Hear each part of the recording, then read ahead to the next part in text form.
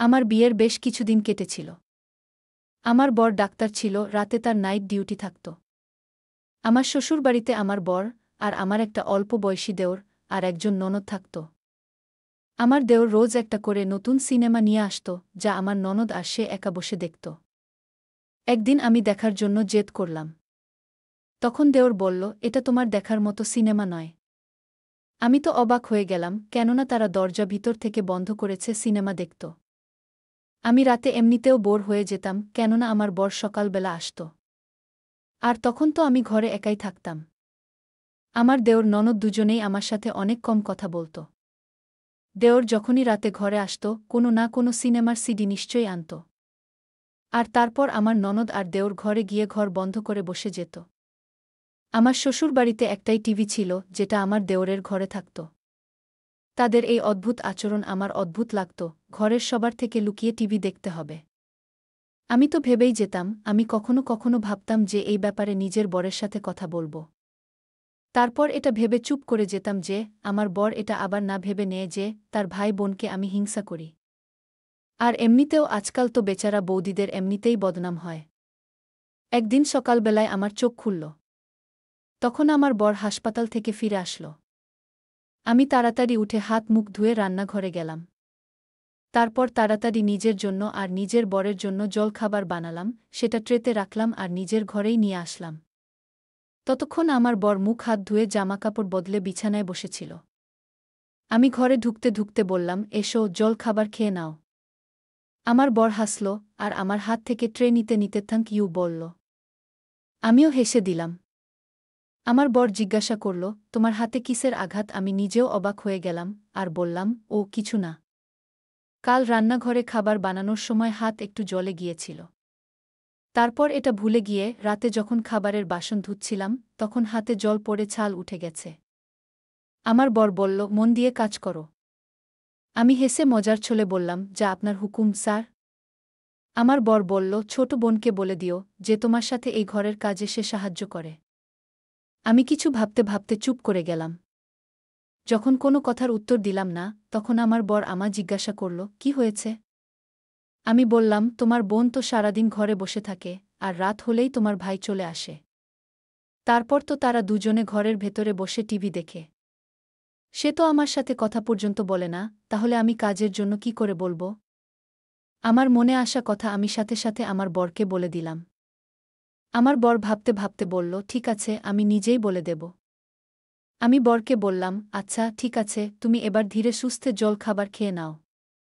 কেননা আমি জানতাম যে সে ক্লান্ত। আমার বর বলল, তুমিও খাবার খেয়ে নাও, না হলে তো ঠান্ডা হয়ে যাবে। তাই আমরা দুজনে একসাথে বসে খাবার খেলাম।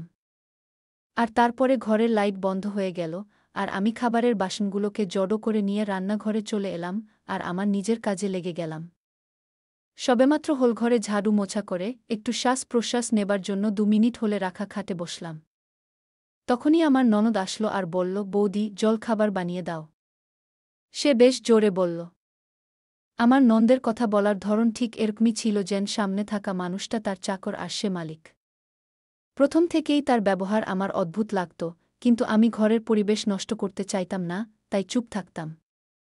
আমি চুপচাপ রান্নাঘরে চলে এলাম আর জলখাবার বানিয়ে আমার নন্দের সামনে রেখে দিলাম। ততক্ষণে আমার দেওর উঠে পড়েছে ছিল।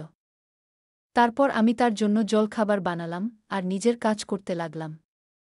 আমি আমার দেওরের সামনে খুব কম যেতাম, কেননা তার নজর আমার ভীষণ অদ্ভুত লাগত। আমি ঘরে এসে বিছানায় বসে পড়লাম। আমার হাতে ভীষণ ব্যথা করছিল, আমার চোখে জল চলে আসল। এতক্ষণে তো আমার বরের চোখও খুলে গিয়েছিল।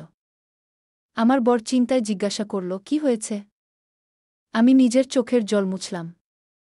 বললাম, রান্নাঘরে কাজ করছিলাম, তখনই এই ছাল ওঠার জায়গাটায় জল লাগার জন্য ব্যথা হচ্ছে, জ্বালা করছে। আমার বর বলল, তুমি কেন কাজ করলে? আমার ছোট বোন করে দিত। তারপর সে বলল, নিজের হাত দেখাও। আমি হাত নিজের হাতে নিয়ে তার কাছে গেলাম। আমার বর হাত দেখে জেদ করে আমাকে হাসপাতালে নিয়ে গেল। ডাক্তার আমার হাতে মলম লাগিয়ে ব্যান্ডেজ দিয়ে বেঁধে দিল আর সাথে কিছু ওষুধ দিয়ে দিল। হাসপাতাল থেকে আমি ঘরে আসলাম। তখন ঘর যেমন পড়েছিল, জল খাবারের বাসন যেগুলো আমি আমার ননদকে দিয়েছিলাম সেরকম অবস্থাতেই টেবিলে পড়েছিল। আমি ভীষণ রেগে গেলাম, কিন্তু চুপ ছিলাম। তখনই আমার বর চেয়ারে বসে জিজ্ঞাসা করল, বাসন এখনো পর্যন্ত এখানেই রাখা? আমি বললাম, হসপিটালে যাওয়ার আগে তোমার বোন আর ভাইকে জলখাবার দিয়েছিলাম, তো তাদেরই বাসন ছেড়ে চলে গেছে।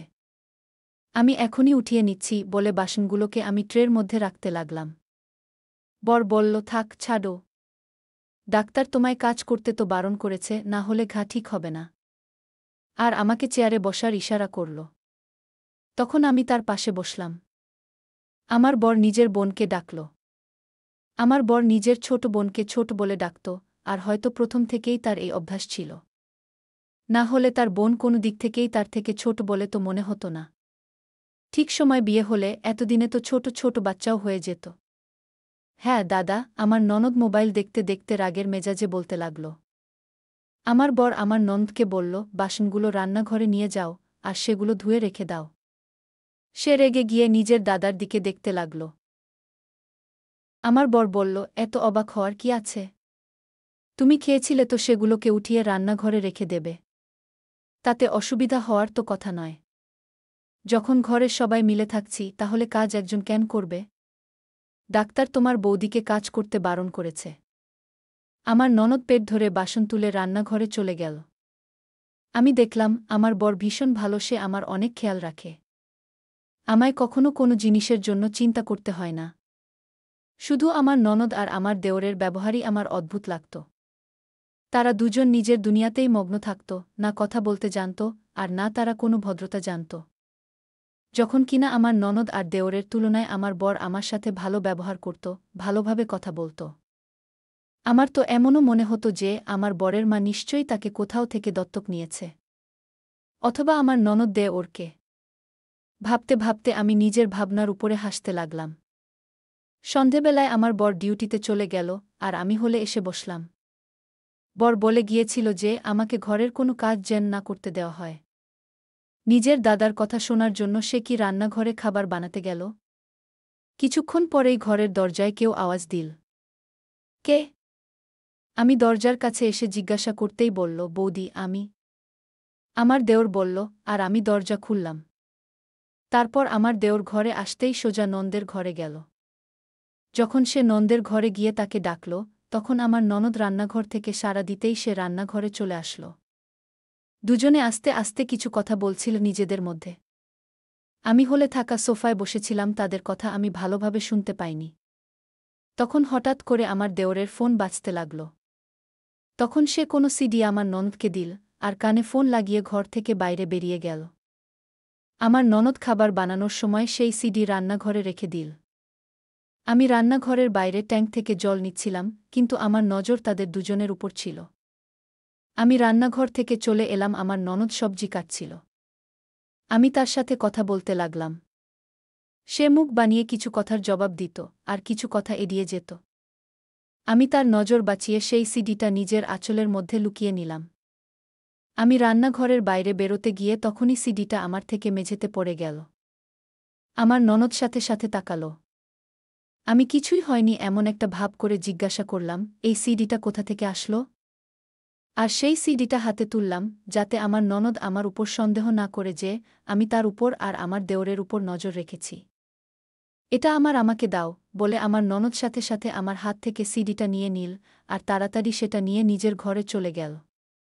সবাই খাবার খেয়ে নিল, তারপর আমার ননদ আর আমার দেওর সব সময়ের মতো নিজের ঘরে চলে গেল, আর কোনো সিনেমা লাগালো, আর দরজা বন্ধ করে দিল। আমি বোর হয়ে নিজের ঘরের মধ্যেই চক্কর কাটছিলাম। তারপর নিজের ঘরে গিয়ে ফোন লাগিয়ে কথা বলতে লাগলাম। আর তারপর বুঝতেই পারলাম না যে কখন আমার ঘুমে চোখ বন্ধ হয়ে গেল। পরের দিন সকালবেলা উঠে আমি সময়মতো নিজের কাজে ব্যস্ত হলাম। তারপর কাজ পুরো করে নিজের ঘরে আসলাম। তখন আমার বর বলল, যতক্ষণ আমার হাত ঠিক না হয়, আমি যেন নিজের বাবার বাড়ি চলে যাই, যাতে আমি একটু রেস্ট পাই আর আমার হাত তাড়াতাড়ি ঠিক হয়ে যায়। আমি তাড়াতাড়ি তৈরি হলাম, আর ব্যাগের মধ্যে কিছু জামাকাপড় রেখে নিলাম, আর নিজের বরের সাথে নিজের বাবার বাড়ি চলে গেলাম। আমি সকালে যখন উঠলাম, তখন আমার বরের ফোন আসলো। কিছুক্ষণ তার সাথে কথা বললাম, সে ক্লান্ত ছিল, তাই ঘুমিয়ে পড়েছিল। আমার মা আমায় জল খাবারের জন্য ডেকে নিল।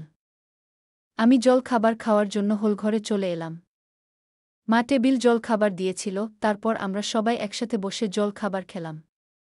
আমি আস্তে আস্তে বাসনগুলো গুছিয়ে নিলাম। মা আমাকে বলতে লাগল, আর সোনা, বসে থাকো, এই কাজটা তো আমি নিজেই করে নেব। আমি বললাম, ওখানেও তো করি, এখানেও করে নিচ্ছি। মা হেসে বলল, না, কোনো দরকার নেই। আরাম করার জন্য এসেছ, আরাম করো, না হলে জামাই কি বলবে? যে দেখো, আমার শাশুড়ি আমার বুকে আরাম করতেও দেয়নি, বলে আমার হাত থেকে বাসন নিয়ে রান্নাঘরে চলে গেল। আমি তখনও সেখানে ওভাবেই বসেছিলাম। তখন হঠাৎ করে দরজায় কেউ যেন টোকা মারল। আমি যখন জিজ্ঞাসা করলাম, তখন বুঝতে পারলাম যে আমার বন্ধু, যে আমাদের গ্রামেই থাকত, সে আমার আসার খবর পেয়েছিল। তাই সে আমার সাথে দেখা করতে এসেছে। আমার বন্ধু আমাকে জড়িয়ে ধরে জিজ্ঞাসা করল, কেমন আছো? আমি বললাম, আমি একদম ঠিক আছি, তুমি বলো। সে হাসতে হাসতে বলল, আমিও ঠিক আছি। আমি তাকে হোলঘরে বসে বললাম, তখন সে বসল। তারপর আমিও তার সাথে বসলাম। আমার বন্ধু মুখ ভাঙিয়ে বলল, তুমি তো ভুলেই গেছ। আমি বললাম, সেরকম কিছু না। বিয়ের পর তো মানুষ নিজের দায়িত্ব কর্তব্যের মধ্যেই বাধা পড়ে যায়। সে হাসতে হাসতে বলল, জামাইবাবু এখানে থাকার জন্য কি পাঠিয়ে দিল? রান্নাঘর থেকে বেরিয়ে মা বলল, ওর হাত জ্বলে গেছে, ওই জন্য আরাম করার জন্য পাঠিয়েছে। না হলে এখন নিজের মায়ের কথা কোথায় বা মনে পড়ে ওর? আমি মাকে গলায় জড়িয়ে ধরে বললাম, আমার প্রিয় মা, এবার চুপ করো। মা হেসে বলল, তোমরা দুজন বসে কথা বলো। আর তারপর নিজেই রান্নাঘরে গেল। তারপর আমার বন্ধু আর আমি পুরনো কথা বলতে শুরু করি। আমার বন্ধু বলল, তোমার মনে আছে একটা রিঙ্কু মাসি আমাদের গ্রামে থাকত? সে তার স্বামীর মৃত্যুর পর মাস্টার কাকুকে বিয়ে করেছিল। কুর একটা ছেলে ছিল, যার কথা আমরা গ্রামে প্রায়ই শুনতাম, কারণ কারো না কারোর সাথে তার ঝগড়া হয়ে গেছে। আমি বললাম, এসব তো আমার মনে আছে। আমার তো প্রথম থেকেই মাস্টার কাকুর ছেলেকে ভয়ঙ্কর বলে মনে হতো। আমার বন্ধু বলল, তুমি জানো কিছুদিন আগে কি হয়েছে? একদিন রিঙ্কু মাসি সেই ছেলেটার ঘরে গেল। তখন মাসি দেখল, নিজের ঘরে বসে নিজের মোবাইল ফোনে সে মেয়েদের ফটো দেখছিল। আর ওই ছেলেটা যেই বুঝতে পেয়ে যে রিঙ্কু মাসি তাকে দেখে নিয়েছে, তখন সে ভয় পাবার বদলে রিঙ্কু মাসিকে ধমক দিতে লাগল যে সে যদি এই কথাটা কাউকে বলে তাহলে ঠিক হবে না। কিন্তু তারপরেও কাকুকে মাসি বলে দিয়েছিল, আর সে নিজের ছেলেকে অনেক মেরেছিল। আর সেই ছেলেটা রাগ করে ঘর থেকে বেরিয়ে গেছে। একদিন রিঙ্কু মাসি কিছু কাজের জন্য ঘরের বাইরে গেছিল। তার প্রথম বরের থেকে তার যে মেয়েটি হয়েছিল, ওই ছেলেটি তাকে ধরে তার সাথে বদমাইশ করত, আর তার মেয়ে তাই জন্য সেই সময় আত্মহত্যা করে নেয়। আর তখন থেকেই সেই ছেলেটা সেখান থেকে পালিয়ে গেছে। বেচারি রিঙ্কু মাসি অনেক কান্নাকাটি করে। আমি তো এটা শুনে অবাক হয়ে গেলাম। আমি আমার বন্ধুকে বললাম, এসব শুনে আমার খুব আফসোস হচ্ছে। তারপরে কিছুক্ষণের মধ্যে আমার বন্ধু ঘরে চলে গেল, কিন্তু আমার মাথা থেকে এসব কথা কিছুতেই বের হচ্ছিল না। তারপর আমি আমার বন্ধুর সাথে রিঙ্কু মাসির ঘরে চলে গেলাম। তাকে দেখে আমার ভীষণ দুঃখ হল। যুবতী মেয়ের মৃত্যু তার জন্য ভীষণ দুঃখের ব্যাপার। আমি তো তাকে কিছুদিন আগেই দেখেছিলাম, আর তখন থেকে এখন পর্যন্ত এইটুকু সময়ের মধ্যে কি থেকে কি হয়ে গেল। তারপর আমি ঘরে ফিরলাম। কিছুদিন বাবার বাড়িতে থাকার পর আমার বর আমায় নিতে আসলো, আর আমি তার সাথে শ্বশুরবাড়ি চলে গেলাম। আমার হাত এবার একদম ঠিক হয়ে গেছিল। আমার বর আমাকে বাড়িতে ছেড়ে নাইট ডিউটিতে গেল। আমার যখন জলতেষ্ট পেল, আমি রান্নাঘরে ফ্রিজে রাখা জল নিতে গেলাম। জলের বোতল আর গ্লাস নিয়ে নিজের ঘরে আসছিলাম, তখন আমার নন্দের ঘরের সামনে দিয়েই যাচ্ছিলাম, কেননা রান্নাঘর আর আমার ঘরের মাঝখানে নন্দের ঘর ছিল। আমি ঘরের সামনে থেকে কিছু আওয়াজ পেলাম, কিন্তু সেই আওয়াজ এতটা আসতেছিল যে আমি ঠিক করে শুনতে পাচ্ছিলাম না। ঘরের দরজায় কান লাগিয়ে আমি কিছু শোনার চেষ্টা করছিলাম, আর আমি যা শুনলাম সেটা শুনে আমি অবাক হয়ে গেলাম। আমার এমন মনে হচ্ছিল যেন টিভিতে কেউ কাঁদছে এমন মেয়ের ভিডিও লাগানো রয়েছে। আমি আরও শোনার চেষ্টা করলাম, আর ঠিক সেই সময় আমার হাত থেকে গ্লাসটা পড়ে গেল। আমি গ্লাসটাকে তুলতে গেলাম, আর তখনই আমার দেওর দরজা খুলল আর রেগে গিয়ে জিজ্ঞাসা করল, এখানে কি করছ? আমি তাড়াহুড়োতে বললাম যে আমি জল নিতে এসেছিলাম আর নিজের ঘরেই যাচ্ছিলাম, তখন গ্লাসটা পড়ে গেল। আমি ঘরে উকি দিয়ে দেখলাম আমার ননদ বিছানায় বসেছিল। ওকে দেখে মনে হচ্ছিল ও আমাকে কে দেখে ঘাবড়ে গেছে। ঘর থেকে অদ্ভুত আওয়াজ আসছিল। আমার ননদ আমাকে দেখে সাথে সাথে টিভি বন্ধ করে দিল। এবার দাঁড়িয়ে আছো কেন, নিজের ঘরে যাও, আমার দেওর আমাকে বলল, আর আমার মুখের সামনে দরজা বন্ধ করে দিল। ভীষণ অসভ্য তো। আমি মুখে বকবক করতে করতে নিজের ঘরে চলে এলাম। বসেই ছিলাম, তখন আমার বরের ফোন আসলো। কিছুক্ষণ তার সাথে কথা বললাম, আর তারপর আমি ঘুমাতে গেলাম। বারবার আমার মাথার মধ্যে আমার বন্ধুর কথা ঘুরে ফিরে আসছিল। সত্যি কি এমনটা হতে পারে যে আমার ননদ দেওর বাজে ফটো বা কোনো ভিডিও দেখছে, যার জন্য আমাকে তারা আসতে দেয় না, যেটাকে সবার থেকে লুকিয়ে দেখা হয়? কিন্তু এটা তো অনেক বড় পাপ, তাই না? কিন্তু সত্যিই কি ব্যাপারটা এরকম, নাকি এটা আমার সন্দেহ? নাকি এমন কোনো ব্যাপার নয়? এদের দুজনের হয়তো অভ্যাস সবার থেকে আলাদা থাকার, সেজন্যই ওরা দুজন আমার সাথে বেশি মেলামেশা করে না। আর সেজন্যই হয়তো তারা আমাকে নিজেদের সাথে সিনেমা দেখায় না। কিন্তু এবার আমার মনের মধ্যে অনেক প্রশ্ন উঠছিল, আর আমি বুঝতে পারছিলাম না যে কি করব। এইসব কথা ভাবতে ভাবতে আমার মাথা যন্ত্রণা করতে লাগল। আমি ঘুমের ওষুধ খেলাম আর ঘুমিয়ে পড়লাম। সকালবেলা যখন সময় মতো উঠলাম, আমার বর নাইট ডিউটি থেকে এসে শুয়ে পড়ল। ক্লিনিক থেকে আসার পর তার তো চোখই খুলছিল না। আমি বরের গায়ে চাদর দিয়ে দিলাম আর নিজে স্নান করতে গেলাম। স্নান করে তৈরি হলাম, আর তারপর জলখাবার তৈরির জন্য রান্নাঘরে আসলাম। জলখাবার তৈরি করার পর আমার বর উঠে পড়ল। তারপর আমাদের দুজনের জন্য আমি একসাথে খাবার বানালাম, আর সেটা ট্রেতে করে রেখে ঘরে নিয়ে আসলাম। আমি আর আমার বর একসাথে বসে জলখাবার খাচ্ছিলাম, কিন্তু এখনও পর্যন্ত ওই ঘটনাগুলোর মধ্যেই আমি যেন আটকে ছিলাম। আমার বর জিজ্ঞাসা করল, কি ভাবছ? আমি ভাবলাম তাকে সবটা বলে দিই, কিন্তু যদি এগুলো আমার শুধুমাত্র সন্দেহ হয়, তখন আমার বর কি ভাববে? আমি তার ভাই আর বোনের ব্যাপারে কত এত বাজে কিছু ভাবনা চিন্তা করি। প্রথমে আমাকে সবটা জানতে হবে, আমি মনে মনে এটাই ভাবলাম। আর তাকে বললাম, না, সেরকম কিছু না। তো পরের দিন রাতে তাদের ঘরে আসার আগে আমি তাদের ঘরে লুকিয়ে গিয়েছিলাম, কেননা এবার পুরো সত্যিটা আমি জানতে চাই। কিছুক্ষণ পরে আমার দেওর ও ননদ ঘরের মধ্যে ঢুকল, আর সবসময়ের মতো তারা ঘরের দরজা ভেতর থেকে বন্ধ করল। সিনেমা শুরু হওয়ার জন্য আমি অপেক্ষা করতে লাগলাম, আর ভাবতে লাগলাম এগুলো কি সত্যি নাকি আমার মনের ভুল। আজ সব সত্যিটা জানা যাবে। কিন্তু যেই তার সিনেমাটা লাগালো, আমি সেটা দেখে নিজের চিন্তার জন্য লজ্জায় পড়ে গেলাম। সেটা তো সিনেমা ছিল না, বরং কোনো একটা জায়গার রেকর্ডিং ছিল। দেখে যেটা বুঝলাম, সেটা কোনো ছোট একটা ঘর, যার মধ্যে একটা দরজা ছিল, একটা জানালা ছিল, যেখানে অনেকগুলো বাচ্চা ছিল, যাদের বয়স ছিল 6 বছর। তার মধ্যে ছেলেমেয়ে উভয়ই ছিল, আর তারা একটা ঘরের মধ্যে পড়েছিল। তাদের দেখে বোঝাই যাচ্ছিল যেন তাদেরকে ধরে সেখানে এনে রাখা হয়েছে।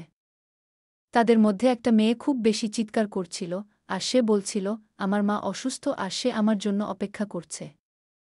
মেয়েটার বয়স ছিল মোটামুটি 6 বছর, আর তার আওয়াজ আমি চিনতে পেরেছিলাম। যেদিন আমি ঘরের বাইরে আওয়াজ শুনি, সেই আওয়াজটা এই মেয়েটারই ছিল। আমি তো এসব দেখে অবাক হয়ে রয়ে গেলাম। আমার দেওর আর আমার ননদ এত জঘন্য, তারা এত নোংরা কাজ করতে পারে। তারা লোকেদের বাচ্চা ধরে ধরে বন্দি করে রাখে। আমার নন্দের কাছে কারোর ফোন আসলো, সে তার সাথে কথা বলতে লাগল। বোধহয় বাচ্চাদেরকে অন্য জায়গায় পাঠানোর কথা বলছিল।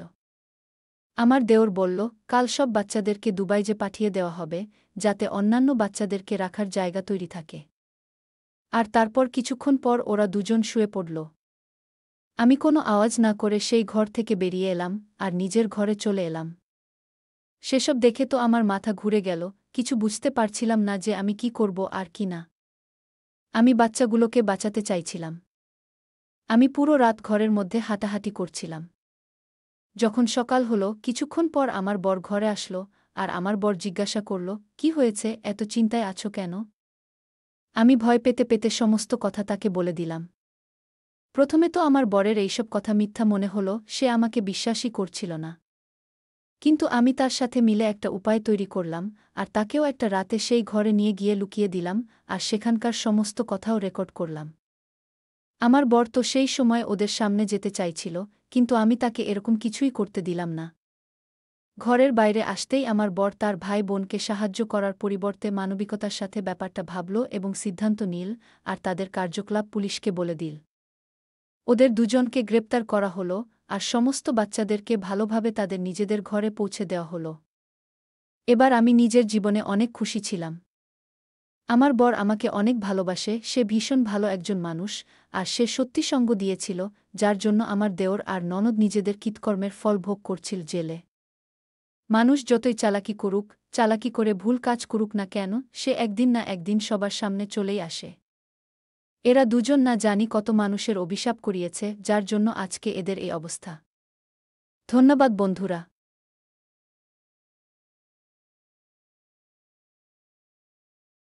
তাদের ম্যানেজারের উপর বিরক্ত। এমনই একটি পোস্ট সোশ্যাল মিডিয়ায় ভাইরাল হচ্ছে, যা দেখে যে কেউ অবাক হবেন। আসলে অফিসে যাওয়ার সময় এক কর্মচারী মর্মান্তিক গাড়ি দুর্ঘটনার শিকার হন। অফিস আসতে দেরি হয়ে গিয়েছিল। ম্যানেজারকে সেই সত্যিটা জানাতেই ম্যানেজার এমন খারাপ আচরণ করলেন যে ভাবাই যায় না। এই পোস্টটি দেখায় যে এখনও এমন অনেক বস বা ম্যানেজার আছেন, তারা কর্মচারীদের স্বাস্থ্যের কথা বিন্দুমাত্র ভাবেন না। তাদের শুধু কাজই চাই। যেমন এদিনের ভাইরাক ম্যানেজার, যার প্রতিক্রিয়া তুমুল ভাইরাল সোশ্যাল মিডিয়ায়। আরও পড়ুন, প্র্যাকটিক্যাল পরীক্ষা শুরু হবে ১ জানুয়ারি, জানুন খুঁটিনাটি। পোস্টে কি এমন দেখা গিয়েছে? এদিন এক্স প্ল্যাটফর্মে এই পোস্টটি শেয়ার করেন এক্স ব্যবহারকারী। একটি গাড়ি দুর্ঘটনায় প্রাণে বেঁচে যাওয়ার পরে এক কর্মচারী এবং তার ম্যানেজারের মধ্যে কথোপকথনের একটি স্ক্রিনশট শেয়ার করেছেন। হতাশ হয়ে ক্যাপশনে লিখেছেন, আপনার ম্যানেজার এটা বললে আপনি কেমন সাড়া দেবেন? এই স্ক্রিনশটটি দুই ব্যক্তির মধ্যে টেক্সট মেসেজের একটি সিরিজ তুলে ধরে, যেখানে ক্রমাগত কর্মচারীকে কথাবার্তায় হেনস্থা করতে দেখা যায় ম্যানেজারকে। অথচ সত্যিই যে গাড়ি দুর্ঘটনা ঘটেছে তার প্রমাণ দিতে গাড়ির সামনে থেকে দুর্ঘটনার একটি ছবি পাঠান কর্মচারী। কিন্তু দুর্ভাগ্যবশত তাতেও গলেনি ম্যানেজারের মন। এমনকি কি হয়েছে বা কর্মচারী ঠিক আছেন কিনা তা জিজ্ঞাসা করার পরিবর্তে ম্যানেজার কেবল উত্তর দিলেন, আপনি কখন অফিসে পৌঁছবেন সে সম্পর্কে আমাকে জানান। শুধু তাই নয়, পরের বার্তায় তিনি এও বলেন, আপনি কেন দেরি করবেন তা বুঝতে পারছি। তবে পরিবারে মৃত্যু ছাড়া অন্য কিছু ঘটলে আপনি যদি তার জন্য অফিসে আসতে না পারেন, কোনো কোম্পানি এটা মানবে না। আরও পড়ুন, কেন্দ্রের এই সংস্থায় শুরু ৪,০০০ পদে নিয়োগ। মাধ্যমিক পাশ হলেই করা যাবে আবেদন। নেটিজেনরা কি বলছেন? এই পোস্ট প্রায় ১ মিলিয়ন ভিউ পেয়েছে। ম্যানেজারের প্রতিক্রিয়া দেখে হতবাক সকলেই। একজন ব্যবহারকারী মন্তব্য করেছেন, এভাবে ম্যানেজার আমাকে ভয় দেখান। অন্য একজন নিজের একই রকমের অভিজ্ঞতা শেয়ার করে বলেছেন, আমি আমার ম্যানেজারকে বলেছিলাম আমার কোভিড হয়েছে এবং তিনি বলেছিলেন যে তিনি নাকি আমাকে বিশ্বাসই করেন না। তৃতীয় একজন ব্যবহারকারী যোগ করেছেন, আমার সঙ্গে এমন ঘটেছিল। কিন্তু সেই সময় আমার বস জিজ্ঞেস করেছিলেন আমি ঠিক আছি কিনা এবং আমার কিছু প্রয়োজন হলে আমাকে যোগাযোগ করতে বলেছি। মানুষের প্রতি সদয় হতে টাকা লাগে না।